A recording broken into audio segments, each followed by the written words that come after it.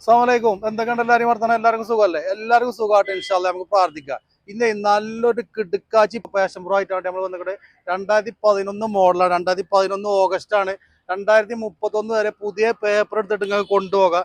രണ്ട് പുതിയ ടയറാണ്, മീറ്റർ ഒക്കെ വർക്കിംഗ് ആണ്, സെൽഫ് സ്റ്റാർട്ട് ഉണ്ട്, ചെയിൻ സ്പോക്കറ്റ് ഒക്കെ പുതിയതാണ്. 2011 ഈ വണ്ടി എങ്ങനെയാണോ ഇറങ്ങണത് അതുപോലെ നമ്മൾ എല്ലാ വർക്കും ചെയ്ത് വെച്ചിട്ടുണ്ടോ.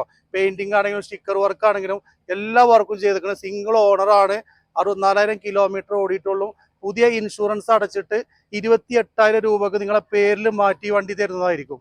നിലവിൽ 6 മാസം കൂടി ഇത് ഈ വണ്ടിക്ക് പേപ്പർ വാല്യൂ ഉണ്ട്. ഓഗസ്റ്റിലാണ് അതിന്റെ റിന്യൂവൽ വരുന്നത്.